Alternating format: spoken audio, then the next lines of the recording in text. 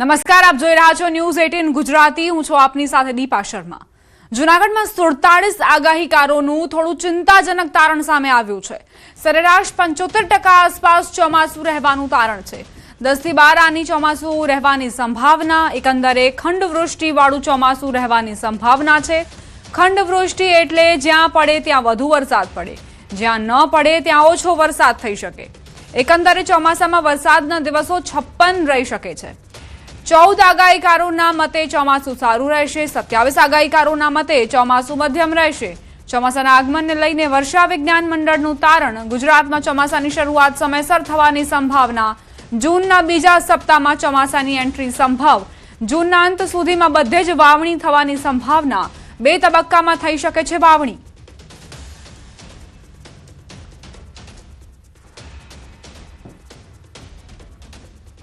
આજે કોઈ 47 આગાહીકારોની લિખિતમાં આગાહી આવી છે, એનું તારણ હું તમને બતાવું તો પૂર્વાનુમાન પ્રમાણે સરેરાશ તારણ એવું નીકળે છે કે આગામી ચોમાસું 2026 અંદાજિત 56 દિવસનો વરસાદ થશે, જેમાં 12 આની 10 થી 12 આની જેવું વર્ષ થશે અને 75% વર્ષ થાય તેવું તારણ આપવામાં આવ્યું છે।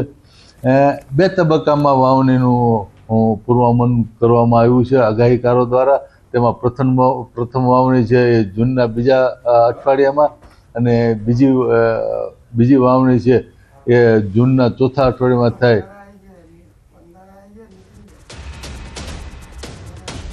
ચોમાસાને લઈને આગાહીકારનું અનુમાન। આગાહીકાર રમણીક વામજાનું અનુમાન। આ વર્ષે ચોમાસું સારું રહેવાનું સંકેત। 28 મે થી 31 મે સુધીમાં ગાજવીજ સાથે વરસાદ વરસી શકે છે।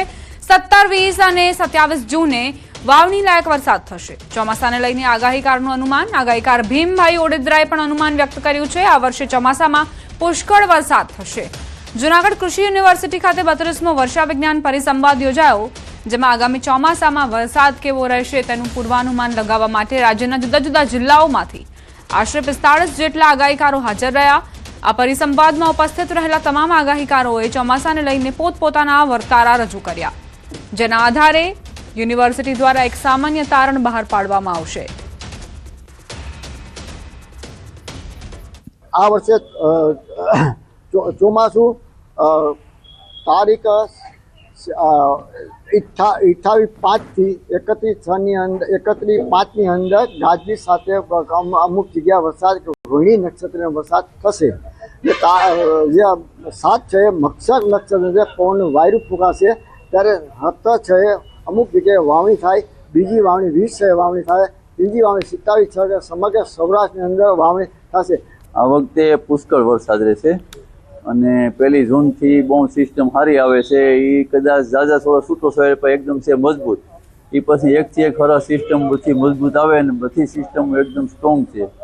ખૂબ વરસાદ થશે। વરસાદ ખૂબ થાય પણ ખૂબ વરસાદ થાય એટલે ઉનાળુની શિયાળુ પેદાય પુષ્કળ થાય, ચોમાસું પેદાય ઓછી થાય। પણ પાણીને લીધે શિયાળુ ઉનાળુ પેદાય ખૂબ થાય પણ વરસાદ ખૂબ છે અવારનવાર। રાજ્યમાં 3 દિવસ કાળઝાળ ગરમીનો પ્રકોપ યથાવત રહેશે। ગરમીને લઈ હવામાન વિભાગની આગાહી। 28 મે બાદ તાપમાનમાં 2 થી 3 ડિગ્રીનો ઘટાડો થવાની સંભાવના।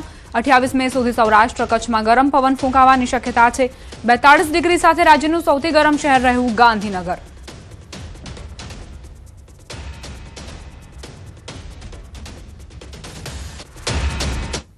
पच्चीस से लेकर 28 मई तक तापमान में कोई बड़ा बदलाव नहीं रहेगा, ऐसा स्थिति बनी रहेगी। उसके आगे धीरे धीरे तापमान 2 से 3 डिग्री सेंटीग्रेड टेम्परेचर डाउन होने का संभावना रहेगा, कम होने का संभावना रहेगा। और इसमें जो 25 से लेकर 28 मई तक हमारे जो सौराष्ट्र कच्छ तटीय क्षेत्र है, इसमें गर्म और उमस भरी पवन के कारण असहज स्थिति बने रहने की पूर्वानुमान दिया गया है। कोस्टल क्षेत्रों में अभी जो पवन का दिशा रहेगा दक्षिण पश्चिम से पश्चिम दिशा से पवन चलने का स्थिति रहेगा। और स्टीप प्रेशर ग्रेडियंट के कारण जो हमारा स्पीड है 25 से 20 नॉट गस्टिंग टू 25 नॉट होने का संभावना रहेगी। अहमदाबाद के लिए आज मेनली क्लियर स्काई पूर्वानुमान है और जो तापमान अधिकतम तापमान है 42 डिग्री सेंटीग्रेड के आसपास रहने का पूर्वानुमान है। ગાંધીનગરમાં 5 દિવસ હીટવેવનું યલો એલર્ટ, તંત્રનું હાઈ એલર્ટ। હવામાન વિભાગે ગાંધીનગર જિલ્લામાં આગામી 5 દિવસ માટે હીટ વેવનું યલો એલર્ટ જાહેર કર્યું છે. 25 મે થી 29 મે દરમિયાન તાપમાન 41 થી 42 ડિગ્રી સુધી પહોંચવાની શક્યતા વ્યક્ત કરાઈ છે. વહીવટી તંત્રએ નાગરિકોને બપોરે 12 થી 4 દરમિયાન બિનજરૂરી બહાર ન નીકળવા અપીલ કરી છે.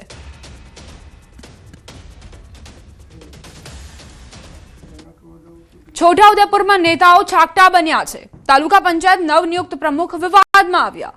નવનિયુક્ત પ્રમુખ ખુલ્લેઆમ બંદૂક લઈને નીકળ્યા.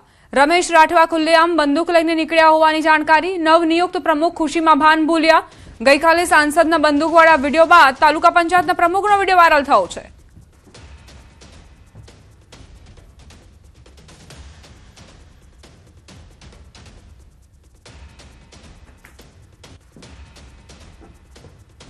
છોટાઉદેપુરનો આ વિડીયો હોવાની જાણકારી છે કે જ્યાં ખુશીમાં જલસામાં નેતાઓ ભાન ભૂલ્યા છે.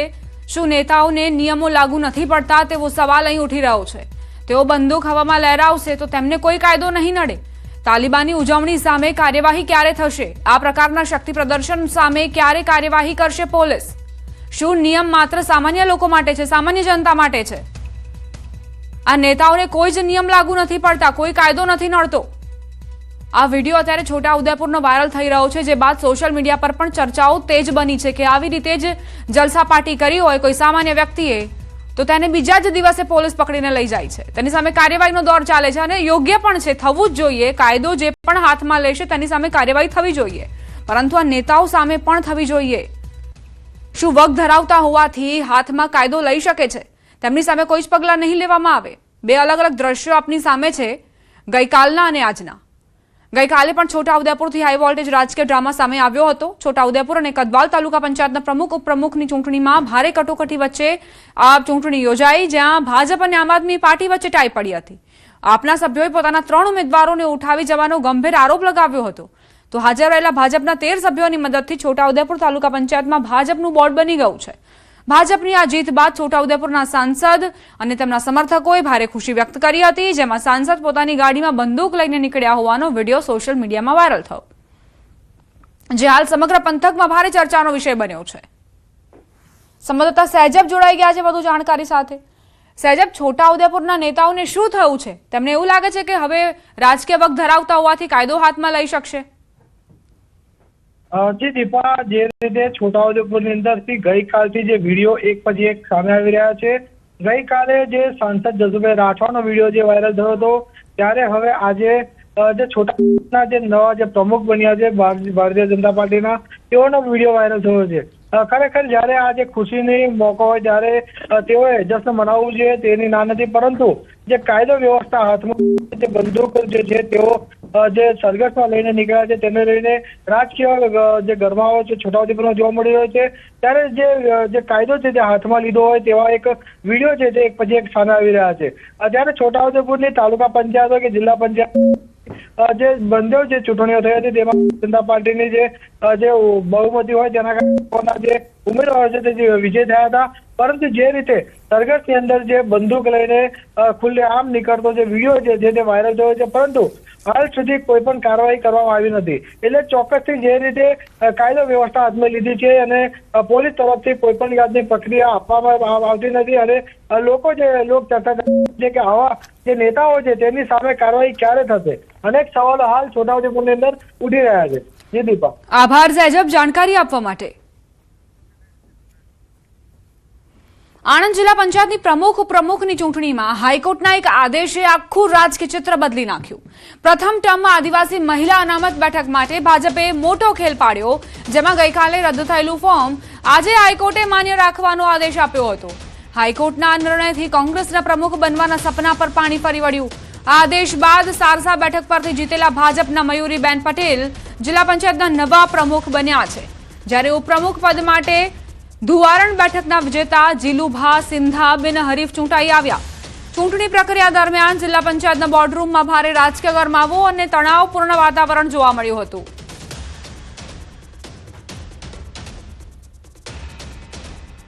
બે દિવસથી જે પ્રકારે કોંગ્રેસ કે અમારા ઉમેદવાર જીતશે, એટલે ભાઈ 40 સીટોમાંથી તમારી 7 સીટો હોય, તમે કેવી રીતે પ્રમુખ બની શકો?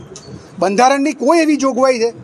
સાથે સાથે ખોટા પ્રમાણપત્રો તમે રજૂ કર્યા છે. અમારા બેને કોઈ પણ પ્રમાણપત્ર ખોટું રજૂ કર્યું નથી. તેઓ અનુસૂચિત આદિજાતિ સમાજની દીકરી છે અને ભારતીય જનતા પાર્ટીમાં સારસા સીટ ઉપરથી 5000 કરતાં પણ વધારે મતોથી જીતાયેલા અમારા ઉમેદવાર છે.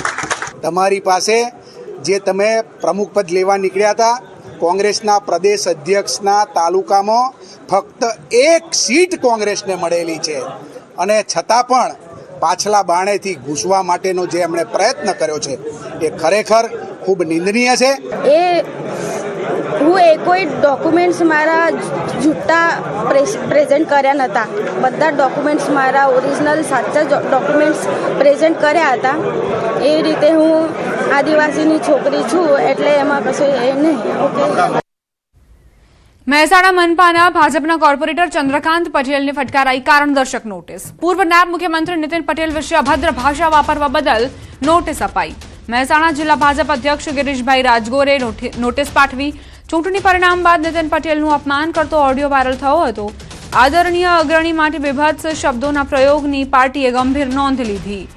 ચંદ્રકાંત પટેલ પાસે 3 દિવસમાં લેખિત ખુલાસો માંગવામાં આવ્યો. સમય મર્યાદામાં ખુલાસો ન કરવા પર પાર્ટી દ્વારા આગળની કાર્યવાહીની ચીમકી અપાઈ છે.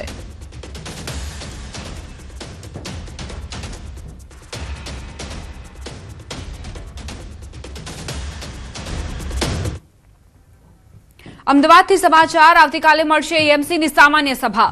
શહેરના મેયર, ડેપ્યુટી મેયરના નામની જાહેરાત થશે. સ્ટેન્ડિંગ કમિટીના ચેરમેન, દંડક અને નેતા પક્ષની પણ જાહેરાત થશે. સ્ટેન્ડિંગ કમિટીના સભ્ય માટે આજથી ફોર્મ ભરાશે. 12 સભ્ય માટે ભાજપે 21 કાઉન્સિલરો પાસે ફોર્મ ભરાવડાવ્યા. 21 પૈકી 12 સ્ટેન્ડિંગ કમિટીના સભ્ય બનશે. 12 પૈકી 1 હશે સ્ટેન્ડિંગ કમિટીના ચેરમેન. કોંગ્રેસ પણ મેયર અને ડેપ્યુટી મેયર પદ માટે ફોર્મ ભરશે. મેયર અને ડેપ્યુટી મેયરની સામાન્ય સભામાં જાહેરાત થશે. પ્રવીણ પટેલ, રાકેશ પરીખ સ્ટેન્ડિંગ કમિટી માટે રેસમાં છે. જૈનિક વકીલ, કમલેશ પટેલ અને પરેશ લાખાણી રેસમાં હોવાની જાણકારી. કમિટીમાં 12 સભ્યો માટે 21 સભ્યોએ ફોર્મ ભર્યા. મેયર પદ માટે કોંગ્રેસના મોના પ્રજાપતિના નામ રેસમાં. ડેપ્યુટી મેયર માટે કોંગ્રેસના હાજી મિર્જાએ દાવેદારી કરી છે. આવતીકાલે પ્રથમ વોર્ડ પહેલા 9 લોકો ફોર્મ પરત ખેંચશે. આવતીકાલે સવારે 10 કલાકે એજન્ડા બેઠક મળશે. એજન્ડા બેઠકમાં મેયર સહિતના હોદ્દેદારો નક્કી થશે.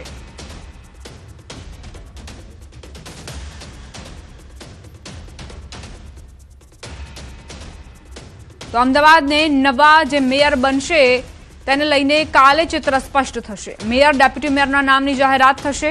સ્ટેન્ડિંગ કમિટીના ચેરમેન અને દંડકની પણ જાહેરાત થશે.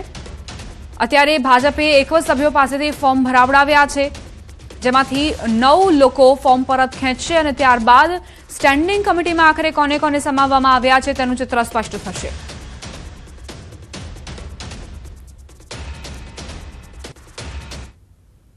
અત્યાર સુધીમાં 21 ફોર્મ ભારતીય જનતા પાર્ટીના કાઉન્સિલર્સએ ભર્યા છે અને આ પ્રક્રિયા સાંજે 5 વાગ્યા સુધી ચાલી શકે છે. કોઈ ઉમેદવારી પત્ર પાછું ખેંચવું હોય તો એની 15 મિનિટ આપવામાં આવે છે અને ઉમેદવારી પત્રની ચકાસણી થયા બાદ જો કોઈ પણ એક ઉમેદવાર મેયર અને ડેપ્યુટી મેયર માટે હશે તો એ બિનહરીફ જાહેર કરવામાં આવશે. આ વખતે મેયરના પદ માટે ઓબીસી કેટેગરી માટે રિઝર્વ રાખવામાં આવી છે. એ પ્રમાણે અમે જુદા જુદા વોર્ડના 21 સભ્યો પાસે ફોર્મ ભરાવડાવ્યા છે અને પાર્ટીનું શીર્ષ નેતૃત્વ બાકીના લોકોના 9 ફોર્મ પાછા આવી જશે, ખેંચાઈ લઈશું અને 12 ફોર્મ આવતીકાલે એના નામો જાહેર થઈ જશે. અમે મેયર અને ડેપ્યુટી મેયરમાં ફોર્મ ભરીએ છીએ. બહુમત નહીં હોવા છતાં પણ ભર્યું છે, પણ એક લોકશાહી છે. લોકશાહીને બચાવવા માટે અમે આ ફોર્મ ભર્યું છે. જો ચોક્કસ કોર્પોરેટરના આશીર્વાદ હશે તો અમે બહુમત ચૂંટાઈશું અને કોંગ્રેસ પક્ષમાંથી મેયર બેસશે. અમદાવાદથી સમાચાર. મહાનગરપાલિકા કમિશનરનો મહત્વપૂર્ણ સર્ક્યુલર. શહેરની ટ્રાફિક વ્યવસ્થા હળવી કરવા માટે નિર્ણય કરાયો છે. વ્યવસાયિક એકમો પાર્કિંગની જગ્યા આપે તો સવલત પાર્કિંગની જગ્યા નાગરિકોને નિઃશુલ્ક પૂરી પાડવી જરૂરી. પ્રોપર્ટી ટેક્સમાં માફીની વિશેષ સવલત અપાશે. વ્યવસાયિક એકમ, થિયેટર માટે નિર્ણય. શોપિંગ સેન્ટર, સામાજિક સંસ્થાઓ માટે નિર્ણય. શૈક્ષણિક એકમો માટે મોટો નિર્ણય કરાયો છે. અલગ અલગ વ્યવસાયિક એકમો પોતાની જગ્યા પાર્કિંગ માટે ફાળવશે તો એમસી કરમાં માફી આપશે. શરતોને આધીન વ્યવસાયિક એકમોએ નિયમ પાળવાના રહેશે. વ્યવસાયિક એકમના પ્લોટમાં પાર્ક થતા વાહનનો ચાર્જ ન લેવા શરત છે.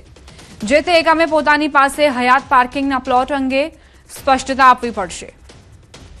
અમદા પાર્ક નામની એપ્લિકેશનના માધ્યમથી નાગરિકો કેટલા પાર્કિંગ ખાલી અને કેટલા ભરેલા તે અંગે માહિતી મેળવશે. વ્યવસાયિક એકમે પોતાના પ્લોટના ક્ષેત્રફળ અંગે જાહેર કરવી પડશે માહિતી.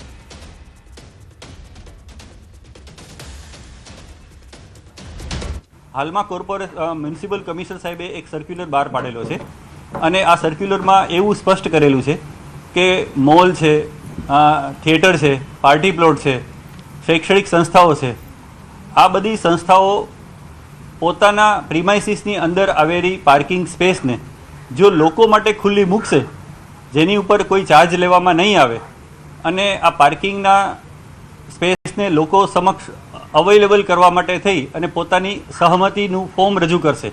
આવું ફોર્મ ઓનલાઈન રજૂ કરવાનું હોય છે. રોકાઈશું એક બ્રેક માટે. આપ જોતા રહો news 18 Gujarati.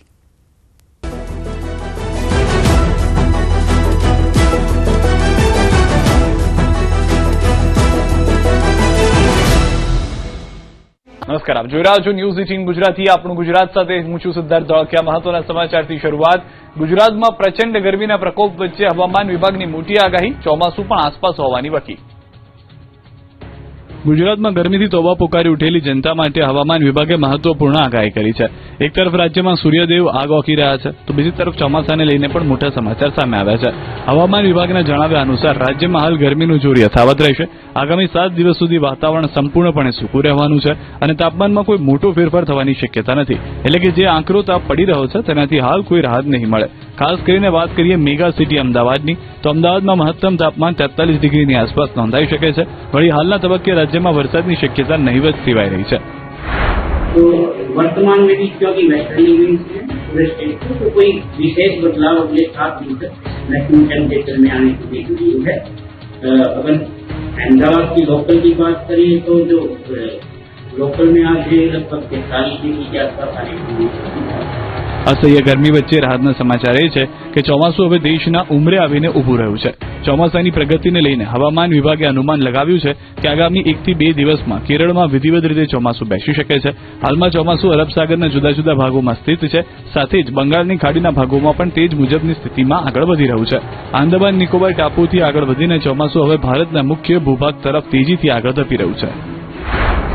South west monsoon अभी हमारा कुछ पार्ट में south east Arabian sea, south west Arabian sea और south east south west bay of Bengal Andaman sea तक आ गया है. कुछ पार्ट में उम्मीद आगे बढ़ेगा 2-3 दिन में. રસ્તા પર જોખમી સવારી સાથે વાહન ચાલકો બેફામ બન્યા. જોખમી સવારીનો વિડીયો વાયરલ થયો. અમદાવાદના ધંધુકા રોડ પરથી કાયદાનો સરેઆમ ભંગ કરતો એક ચોંકાવનારો વિડીયો સામે આવ્યો છે.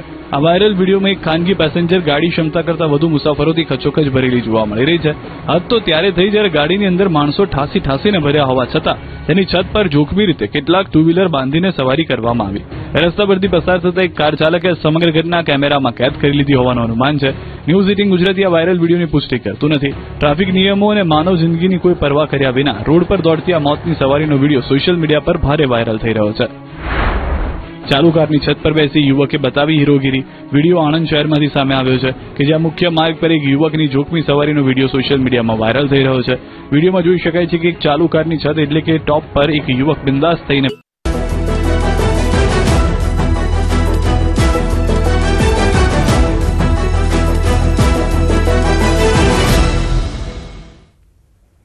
Welcome back. સુરત શહેરમાં રખડતા શ્વાનનો મુદ્દો ફરી એકવાર ચર્ચાના કેન્દ્રમાં આવ્યો છે. સુરતના રિંગ રોડ વિસ્તારમાં આવેલી બેગમવાડીની તિરુપતિ માર્કેટમાં ખરીદી કરવા આવેલી મહિલાના માસૂમ બાળક પર રખડતા શ્વાને હુમલો કરતા સમગ્ર વિસ્તારમાં અફરાતફરીનો માહોલ સર્જાયો. ઘટના બાદ સ્થાનિક વેપારીઓ, ગ્રાહકો અને લોકોમાં ભારે રોષ જોવા મળ્યો. બેગમવાડી વિસ્તારમાં આવેલી તિરુપતિ માર્કેટમાં રોજબરોજ મોટી સંખ્યામાં વેપારીઓ, ખરીદદારો અને પરિવારોની અવરજવર રહેતી હોય છે. ઘટના સમયે એક મહિલા પોતાના બાળક સાથે ખરીદી માટે માર્કેટમાં પહોંચી હતી. દરમિયાન પાર્કિંગ વિસ્તારમાં અચાનક ફરતા એક રખડતા શ્વાને બાળક પર હુમલો કરી દીધો. આ ઘટનાએ ફરી એકવાર શહેરમાં વધી રહેલા રખડતા શ્વાનના પ્રશ્નને લઈને અનેક સવાલ ઉભા કર્યા છે.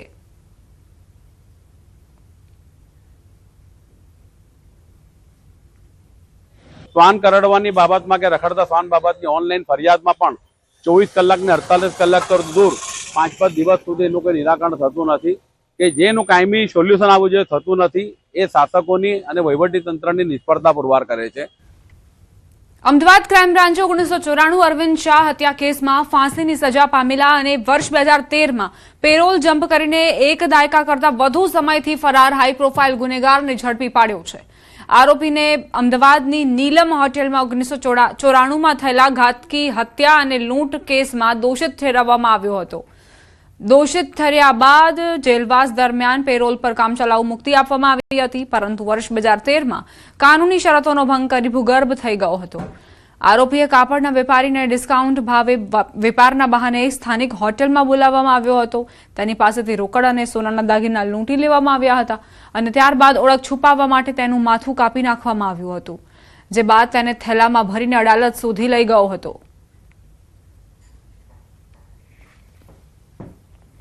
અમદાવાદથી સમાચાર. છાશવાલાના મિલ્ક શેકમાંથી વંદો નીકળવાનો મામલો. એએમસીના ફૂડ વિભાગે છાશવાલા એકમને 25,000નો દંડ ફટકાર્યો. પોલિટેકનિક 4 રસ્તા પાસે આવેલી છાશવાલાના મિલ્ક શેકમાંથી વંદો નીકળ્યો હતો. ગ્રાહકની ફરિયાદના આધારે તપાસ બાદ અંજીર શેકમાં મરેલો વંદો નીકળ્યો હતો. સમગ્ર મામલે ગ્રાહકે એએમસીમાં ફરિયાદ કરી હતી. છાશવાલા પ્રોડક્ટ દસક્રોઈ તાલુકામાં બને છે.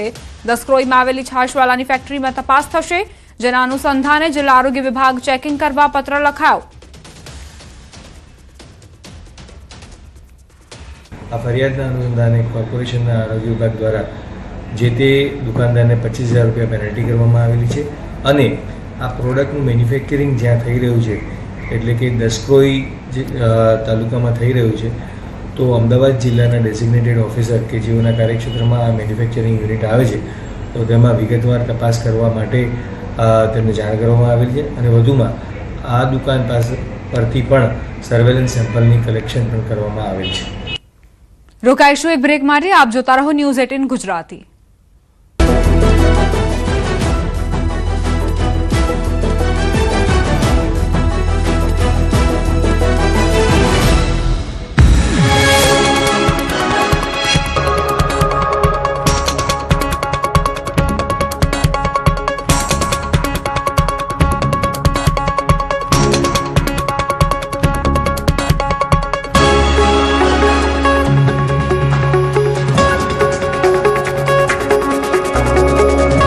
નમસ્કાર, આપ જોઈ રહ્યા છો ન્યૂઝ 18 ગુજરાતી. આપણું ગુજરાત સાથે હું છું સિદ્ધાર્થ ધોળકિયા. મહત્વના સમાચારથી શરૂઆત. ગુજરાતમાં પ્રચંડ ગરમીના પ્રકોપ વચ્ચે હવામાન વિભાગની મોટી આગાહી. ચોમાસું પણ આસપાસ હોવાની વકી. ગુજરાતમાં ગરમીથી તોબા પોકારી ઉઠેલી જનતા માટે હવામાન વિભાગે મહત્વપૂર્ણ આગાહી કરી છે. એક તરફ રાજ્યમાં સૂર્યદેવ આગ ઓકી રહ્યા છે, તો બીજી તરફ ચોમાસાને લઈને પણ મોટા સમાચાર સામે આવ્યા છે. હવામાન વિભાગના જણાવ્યા અનુસાર રાજ્યમાં હાલ ગરમીનું જોર યથાવત રહેશે. આગામી 7 દિવસ સુધી વાતાવરણ સંપૂર્ણપણે સૂકું રહેવાનું છે અને તાપમાનમાં કોઈ મોટો ફેરફાર થવાની શક્યતા નથી. એટલે કે જે આકરો તાપ પડી રહ્યો છે તેનાથી હાલ કોઈ રાહત નહીં મળે. ખાસ કરીને વાત કરીએ મેગા સિટી અમદાવાદની, તો અમદાવાદમાં મહત્તમ તાપમાન 43 ડિગ્રીની આસપાસ નોંધાઈ શકે છે. વળી હાલના તબક્કે રાજ્યમાં વરસાદની શક્યતા નહીવત સેવાઈ રહી છે. तो वर्तमान में भी क्योंकि वेस्टर्ली विंड्स है पूरे स्टेट को, तो कोई विशेष बदलाव अगले 7 दिन तक मैक्सिमम टेम्परेचर में आने की देखी है. अगर अहमदाबाद की लोकल की बात करें तो जो लोकल में आज लगभग 43 डिग्री के आसपास आने की. અસહ્ય ગરમી વચ્ચે રાહતના સમાચાર એ છે કે ચોમાસું હવે દેશના ઉંમરે આવીને ઊભું રહ્યું છે. ચોમાસાની પ્રગતિને લઈને હવામાન વિભાગે અનુમાન લગાવ્યું છે કે આગામી 1 થી 2 દિવસમાં કેરળમાં વિધિવત રીતે ચોમાસું બેસી શકે છે. હાલમાં ચોમાસું અરબ સાગરના જુદા જુદા ભાગોમાં સ્થિત છે. સાથે જ બંગાળની ખાડીના ભાગોમાં પણ તેજ મુજબની સ્થિતિમાં આગળ વધી રહ્યું છે. આંદામાન નિકોબાર ટાપુથી આગળ વધીને ચોમાસું હવે ભારતના મુખ્ય ભૂભાગ તરફ તેજીથી આગળ ધપી રહ્યું છે. साउथ वेस्ट मानसून अभी हमारा कुछ पार्ट में south east Arabian sea, south west Arabian sea और south east south west bay of Bengal Andaman sea तक आ गया है. कुछ पार्ट में उम्मीद है कि बढ़ेगा 2-3 दिन में. રસ્તા પર જોખમી સવારી સાથે વાહન ચાલકો બેફામ બન્યા. જોખમી સવારીનો વિડીયો વાયરલ થયો. અમદાવાદના ધંધુકા રોડ પરથી કાયદાનો સરેઆમ ભંગ કરતો એક ચોંકાવનારો વિડીયો સામે આવ્યો છે. આ વાયરલ વિડીયોમાં એક ખાનગી પેસેન્જર ગાડી ક્ષમતા કરતા વધુ મુસાફરોથી ખચોખચ ભરેલી જોવા મળી રહી છે. હદ તો ત્યારે થઈ જ્યારે ગાડીની અંદર માણસો ઠાસીને ભર્યા હોવા છતાં તેની છત પર જોખમી રીતે કેટલાક ટુ વ્હીલર બાંધીને સવારી કરવામાં આવી. રસ્તા પરથી પસાર થતા એક કાર ચાલકે સમગ્ર ઘટના કેમેરામાં કેદ કરી લીધી હોવાનું અનુમાન છે. ન્યૂઝ 18 ગુજરાતી આ વાયરલ વિડીયોની પુષ્ટિ કરતું નથી. ટ્રાફિક નિયમ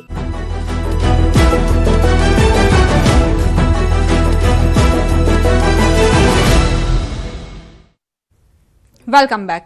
દેશભરમાં સર્જાયેલી ડીઝલની સમસ્યાનો પ્રભાવ હવે ગીર સોમનાથના તાલાલા એપીએમસી યાર્ડમાં જોવા મળી રહ્યો છે. યાર્ડમાં કેસર કેરીનો જથ્થો સતત વધી રહ્યો છે, પરંતુ ટ્રાન્સપોર્ટ વાહનોને પૂરતું ડીઝલ ન મળતા વેપારીઓ ખરીદી માટે આવવાનું ટાળી રહ્યા છે. પરિણામે કેરીના બોક્સનો ભરાવો વધ્યો છે અને ખેડૂતો ચિંતામાં મુકાયા છે.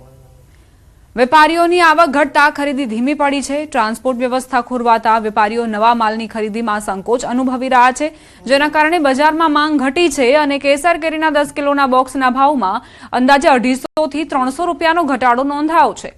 ખેડૂતોને સારા ભાવની આશા વચ્ચે હવે નુકસાન સહન કરવાનો વારો આવ્યો છે. પરંતુ કેરીની પરિસ્થિતિ એવી છે કે અત્યારે જ્યાં ડીઝલની પરિસ્થિતિને ઉભા હિસાબે કેરીનો ભરાવો તાળા યાર્ડમાં બહુ થઈ ગયો છે, જેને હિસાબે આજે ખેડૂતોના ભાવમાં સહન કરવાનો વારો આવે છે. 250 થી 300 રૂપિયા મિનિમમ એક બોક્સ ભાવ ઘટાડો આવે છે. ડીઝલના હિસાબે ભાવ ઘટી છે. સરકારે આ બાબતે કંઈક યોગ્ય પગલાં લેવા જોઈએ. અન્ય મોટા જે શહેરોમાં છે એને ડીઝલના હિસાબે કોઈને ગાડીઓ મળતી નથી, એટલે એ વેપારી અહીં તાલાળા પહોંચી નથી શકતા. 3 દિવસ પહેલા હું તમને કહું 15-17 હજાર બોક હતા, એની સામે આજે 25-27 હજાર બોકની આવક થઈ ગઈ. ડીઝલ છે ને ત્યારે કેરી માટે ડીઝલની કાંઈક વ્યવસ્થા કરી દેવી પડે. પરિસ્થિતિને ધ્યાનમાં રાખીને તાલાલા એપીએમસી દ્વારા સરકાર સમક્ષ વેપારીઓના ટ્રાન્સપોર્ટ વાહનો માટે પૂરતું ડીઝલ ઉપલબ્ધ કરાવવાની માંગ સાથે રજૂઆત કરવામાં આવી છે. વહીવટીતંત્ર અને યાર્ડ સત્તાધીશો વચ્ચે બેઠકોનો દોર શરૂ થયો છે. સત્તાધીશોનું માનવું છે કે ડીઝલ સમસ્યાનો ઝડપથી ઉકેલ આવશે તો વેપાર ફરી ગતિ પકડશે અને કેસર કેરીના ભાવમાં સ્થિરતા આવશે. અન્ય પદાધિકારીઓને અમે રિક્વેસ્ટ કરી કલેક્ટર સાહેબને રજૂઆત કરી અને કાલે જે મેં રજૂઆત કરી હતી એનું આજે મામલતદાર સાહેબ સાથે બેઠક કરી અને આવનારા દિવસોમાં સુખદ નિર્ણય આવે અથવા એની કાંઈ વ્યવસ્થા ઊભી થાય તેવી તંત્ર દ્વારા કસમકસ ચાલુ છે અને આવનારા દિવસોમાં એનું સુખદ નિરાકરણ આવે એવી મારી અપેક્ષા. હાલ અફવાઓના કારણે કેટલાક પેટ્રોલ પંપ પર પેટ્રોલ અને ડીઝલનો જથ્થો પ્રભાવિત થઈ રહ્યો છે. અફવાથી ગભરાઈને કેટલાક લોકો પેટ્રોલ પંપ પર દોટ મૂકીને વધારે પડતી ખરીદી કરી રહ્યા છે, જેના કારણે પુરવઠાને અસર થતા ખરેખર જરૂર છે એવા લોકોને પેટ્રોલ ડીઝલ મેળવવામાં મુશ્કેલી ઊભી થઈ રહી છે. આવી સ્થિતિ ન સર્જાય એ માટે જ પ્રધાનમંત્રી નરેન્દ્ર મોદીએ દેશવાસીઓને પેટ્રોલ ડીઝલનો કરકસરપૂર્વક ઉપયોગ કરવાની અપીલ કરી છે, જેને સારો પ્રતિસાદ પણ મળી રહ્યો છે. આવનારા દિવસોમાં યુદ્ધની સ્થિતિના કારણે વધારે મુશ્કેલી વેઠવાનો વારો ન આવે એ માટે આપણે સૌએ પેટ્રોલ ડીઝલ અને એલપીજીનો શક્ય એટલો ઓછો ઉપયોગ કરવો જોઈએ. પ્રધાનમંત્રી મોદીની અપીલને ગંભીરતાથી લઈને જો ઈંધણ બચાવવામાં આવે તો હાલની પરિસ્થિતિનો અસરકારક રીતે સામનો કરી શકાશે.